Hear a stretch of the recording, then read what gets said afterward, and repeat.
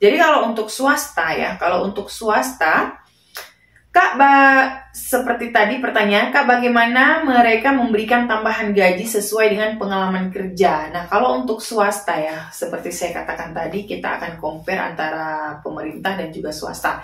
Nah, kalau untuk swasta, penambahan gajinya itu, ini ada beberapa subjek yang sudah saya catat ya.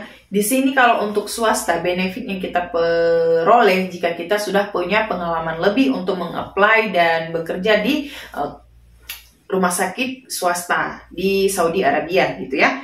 Jadi diantaranya itu, yang pertama, akan ada penambahan gaji 500 real per 2 tahun. Kenapa per 2 tahun? Karena ya rata-rata kalau untuk swasta dia kontraknya itu hanya 2 tahun, 2 hingga 3 tahun. Hanya beberapa swasta yang memegang kontrak itu per 3 tahun, tapi pada dasarnya untuk standarnya itu harus cuma 2 tahun, nggak bisa lebih ya. Tapi kalau memang ada lebih ya itu mungkin swasta yang agak sedikit nakal, karena nggak bisa ya kalau 3 tahun itu terlalu lama. Paling tidak 2 tahun lah ya, karena dengan 2 tahun kita bisa mendapatkan semua benefitnya setiap pergantian kontrak gitu, setiap perpanjangan kontrak. Jadi kalau untuk pengalaman kerja ya, kalau semisal nih kita dari Indonesia mau apply, kita dapat tawaran yaitu di rumah sakit swasta, maka kalau untuk penambahan gaji kalau kerja di swasta itu tidak ada ya, walaupun teman-teman sudah punya pengalaman 10 tahun, 5 tahun, 6 tahun, 7 tahun pengalaman kerja di Indonesia maupun itu di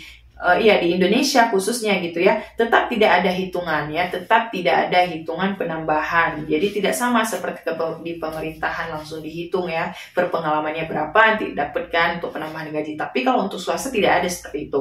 Jadi kalau memang Anda sudah punya pengalaman kerja ya udah itu ya kelebihan Anda untuk latar belakang pengalaman kerja Anda.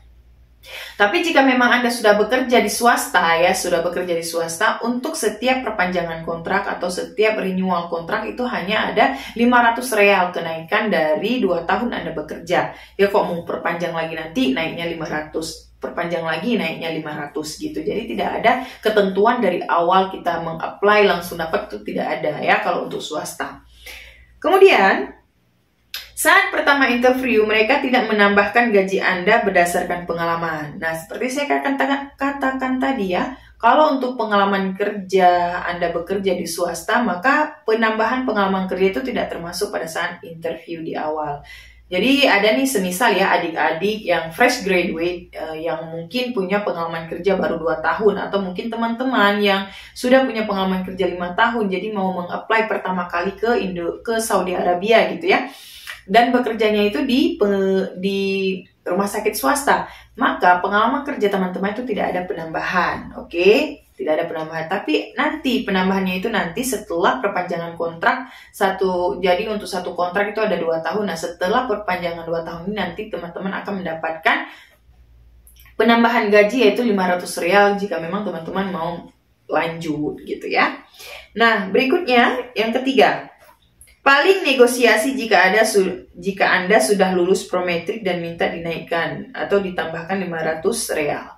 Nah, kalau untuk poin yang ketiga ini ya, jadi kan kalau semisal kita bekerja di swasta, jadi alangkah lebih baiknya pada saat interview, pada saat Anda masih di Indonesia dan melakukan interview, nah di situ lakukanlah negosiasi kepada pihak mereka yang ke pihak user gitu, untuk sampaikan bahwasanya, Pak, jika memang nanti saya diterima, apakah boleh, jika memang boleh, tolong saya ditambahkan gaji saya jika memang saya sudah lulus ujian Saudi Council. Karena pada dasarnya ada beberapa swasta memang mereka akan menaikkan dan bahkan mereka akan memberikan 500 kenaikan ya, 500 real kenaikan dari gaji dasar jika memang Anda sudah lulus Saudi Council. Jadi umpama contohnya Anda untuk pergi ke Saudi Arabia akan mendapatkan gaji sebesar 3.500 ya. Itu gaji pokok sudah include dengan semua allowance.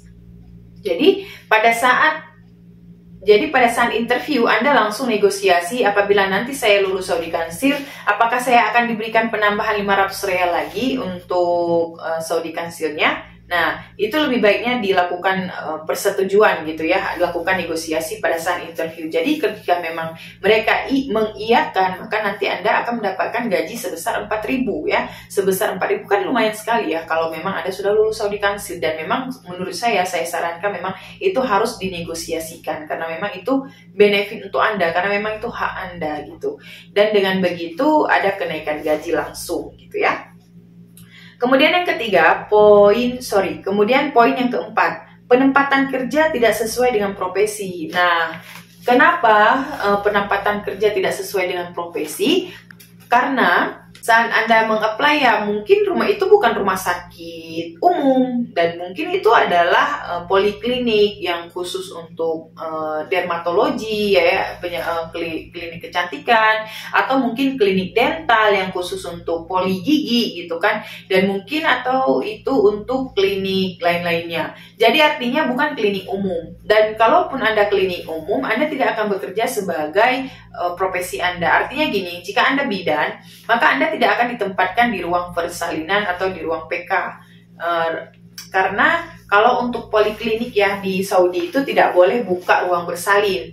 Cuma mereka hanya ada ruang poliklinik. Jadi kayak poliklinik umum yang memang buka rutin gitu.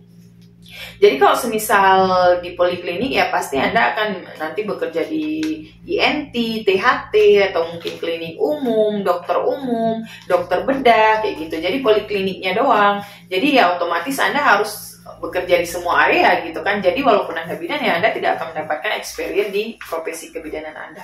Tapi kalau untuk perawat ya it's okay karena dia perawat. Jadi semua bidang memang terbuka gitu kan. Nah, kemudian bisa jadi Anda saat menerima tawaran kerja di Indonesia itu bukan klinik umum tapi klinik dermatologi. Jadi otomatis dong Anda sebagai bidan tidak bekerja di ruang kebidanan. Jadi itu bukan salah kliniknya ya. Salah Anda memilih peluang kerja. Jadi kalau memang Anda ingin mempertahankan profesi Anda ya Anda juga saat ada peluang kerja juga harus menyaring gitu. Menyaring kalau itu sesuai dengan profesi Anda atau tidak. Jadi ya kalau menurut saya pribadi ya, kalau menurut saya kok memang bisa keterima ya kenapa enggak, kenapa harus pilih-pilih. Toh juga yang kita cari kan uang ya, ilmu sih ilmu ya tapi kan itu seiring berjalannya waktu juga nanti bakal dapat. Yang penting kan tidak banting setir, masih di area kesehatan, dan itu bisa untuk penambahan pengalaman kerja kita pribadi. Jadi nggak masalah ya kalau menurut saya, kalaupun Anda sebagai bidan tapi bekerja di dermatologi, oke, karena kita kan kesehatan. Jadi nggak hanya tahu di satu bidang, jadi lebih baik dong kalau kita punya banyak pengalaman di bidang yang berbeda-beda. Jadi kalau menurut saya itu benefit ya. Nah, kemudian negosiasi jika Anda adalah ex-Saudi, paling mereka akan menambahkan 1.000 rial. Jadi artinya gini, kalau semisal nih Anda ada peluang keluar negeri ke Saudi Arabia, tapi Anda adalah ex-Saudi. Nah, Anda ingin, masa iya saya ex-Saudi, saya dapat gaji sama seperti yang lain-lain gitu kan. It's okay, itu bisa ya, bisa Anda negosiasi kepada user pada saat Anda interview. Jadi Anda sampaikan bahwasanya adalah ex-Saudi, jadi Anda sudah tahu banyak bahasa, Anda sudah lancar dalam berbahasa, sudah lancar dalam menulis, sudah paham dalam kinerjanya. Jadi itu memang kelebihan Anda. Jadi itu bisa langsung Anda negosiasikan ke mereka bahwasanya Anda adalah ex-Saudi, apalagi Anda sudah punya Saudi Council ya. Dengan Anda ex-Saudi bisa saja ada penambahan gaji Anda 1.000 rial ya. Kalau dengan Anda punya lisensi Saudi Council maka itu tambah lagi 500 rial. Jadi ada penambahan 1.500. Jadi kalau tadi gaji Anda adalah 3.500 basicnya, dengan Anda punya pengalaman kerja, Anda adalah ex-Saudi dan juga Anda punya Saudi Council yang masih aktif, maka itu akan menjadi gaji Anda 5.000. Nah, jadi di sini kalau untuk swasta ya itu tergantung dari Anda sendiri bagaimana melakukan negosiasi di saat interview berlangsung. Jadi ya itu pinter-pinternya Anda untuk bernegosiasi saat interview. Oke, ya semoga membantu ya beberapa tips-tips yang saya bagikan ini. Nah, kemudian untuk jenjang pendidikan. Nah, kalau untuk bekerja di swasta, mengenai jenjang pendidikan itu bukan menjadi suatu permasalahan yang besar ya, bukan big deal, itu nggak masalah ya. Jadi kalau semisal Anda bekerja di swasta, punya peluang bekerja di rumah sakit swasta, Kalau untuk pendidikan itu masih bisa ya, mereka masih mau terima dari diploma 3. Dari D3 mereka masih mau terima, baik itu kebidanan maupun itu keperawatan. Mereka masih mau terima dari D3, walaupun bukan S1 ya. Jadi nggak masalah. Jadi Anda yang masih jenjang pendidikan akhirnya sebagai diploma itu masih bisa keterima kalau Anda bekerja di rumah sakit swasta. Oke? Jadi perhatikan lagi ya, semoga semua poin yang saya sampaikan ini bisa diserap dengan baik dan bisa dipahami. Nah, kalau untuk dari segi bahasa, ya memang kalau segi bahasa sih sebenarnya harus benar-benar bisa juga ya, tapi nggak terlalu selektif. Kalau untuk swasta nggak terlalu selektif. Jadi itu bisa nanti seiring berjalannya waktu, seiring dengan jam terbang Anda. Jadi karena alas bisa karena terbiasa. Jadi itu bisa nggak terlalu, bukan suatu yang big matter. Jadi nggak masalah soal bahasa. Jadi bisa seiring berjalannya waktu Anda pelajari itu bisa kalau untuk swasta gitu ya. Kemudian begitu pula dengan pengalaman kerja. Nah, kalau untuk swasta boleh minimal 1 tahun pengalaman kerja, nggak masalah. Cukup 1 tahun pengalaman kerja. Kalau untuk swasta ya. Kemudian orientasi kerjanya itu yaitu bisa di rumah sakit, bisa juga di poliklinik. Jadi kalau untuk rumah sakit itu jarang sekali. Kalau untuk swasta, yang kebanyakan sih untuk poliklinik ya. Kebanyakan untuk poliklinik dibuka peluang bekerja luar negeri. Di swasta itu kebanyakan poliklinik. Kalau untuk rumah sakit hanya 1, 2, 3 aja.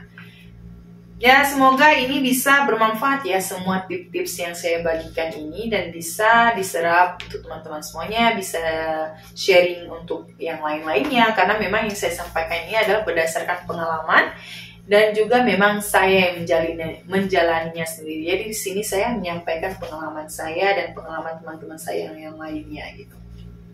Semoga bermanfaat dan semoga bisa dipahami ya. Semoga kita sukses bersama. Assalamualaikum warahmatullahi wabarakatuh.